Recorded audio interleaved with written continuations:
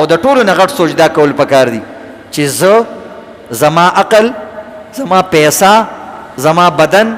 زما دکان دا ټول د الله دي. لله میراث السماوات والارض، دا د الله میراث دی، خو ارزي تور سه تعالی درکړی دی چې پچم خان استاد پکې څه کوي او بادام ګل استاد پکې څه کوي، لخر خان ماما پکې څه کوي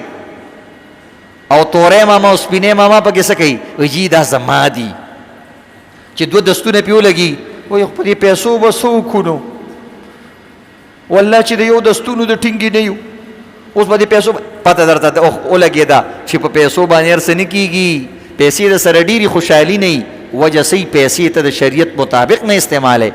زکات نه ورکه، قربانی نه کې او ککیم نو پزان باندې پند غني، ځان باندې څه غني. دا یاد لري ګوره ډیر کسان قربانی کوي، ډیر کسان زکات ور کوي، خود زړه نه ور کوي. د دې ته یو مثال بیانو. یو سړی ته وی راځه لکه نمک منډي کې د باندې روټي خورم، تا ورته ما باندې نمک منډي کې روټي خورا، هغه ته ډیر خوشاله شي، تا نه قربان راځه کنه. او هغه بل سړی سوی ز سیدا نوستانه نخلاصي ګونو. ور دي کډه د ځمکې اسمان فرق دی. یو درته قربان تا نزار او یو درته وی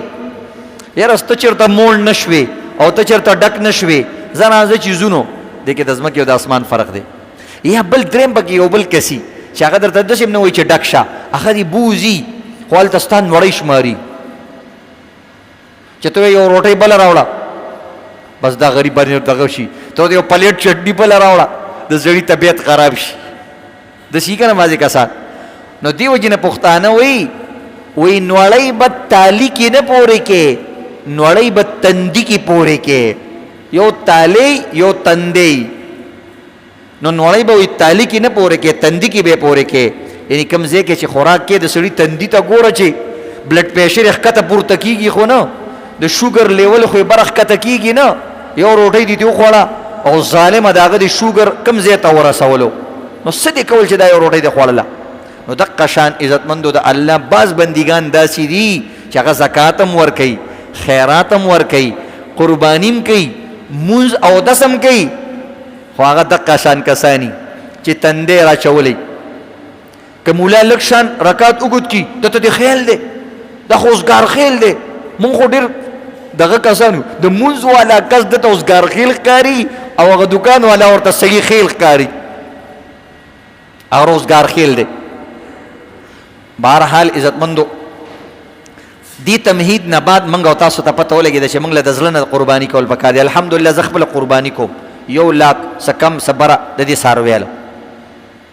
نو شروع کې به زمنګم لاسونه را پیدل منګم تاسو غوندي خلک یو، منګ تاسو نه زیات عزتمندو سپیریو، ځکه تاسو خو بیا روزانه په دکان کې ګټئ، زمنګ کم زیاده. خو نه څنګه چې تاسو نیک اعمال کوي یو د مولا جذبه بم دی چې زم الله ته په دغه سيزونو باندې نږدې شمه. خو بس یو ټوپ دی وی وها رسته به تړي تسری الله درکې، داغه مطابق به د حل کار د قرباني وس کیږي. نو زه تقریبا د 15 کالو نه قرباني کوم. الله دې زما نصیب کی او الله رب عزت استاسو نصیب کی چې کوم کسان غریبانان دي الله دې هغوی له موسور کی چې دا هغوی په کور کې د الله د پاره سری سری ویني توی شي، د الله د پاره ساروي ذبح کړي شي، د الله د پاره غټ غټ او خان دغه په کور کې حلال شي او هغه غریب بل تلاس اونني سي او تیلې دغه خو ډکی کړي او نور خلکو له ورکی. نو دا به یو جذبه لرو ان شاء الله د الله لپاره به خانه لالو کنه ان شاء الله. نور د آیات د عزتمندو کده الله د پر ځان ملال کو کنه ځان د الله حق نشو ادا کوله. دا یو شعر زتا است اکثر وېما جان دی ہوئی اس کی تھی حق تو یہ ہے کہ حق ادا نہ ہوا. و دا ځان می الله لور کو خو مړه د الله بس ستوره می وکړه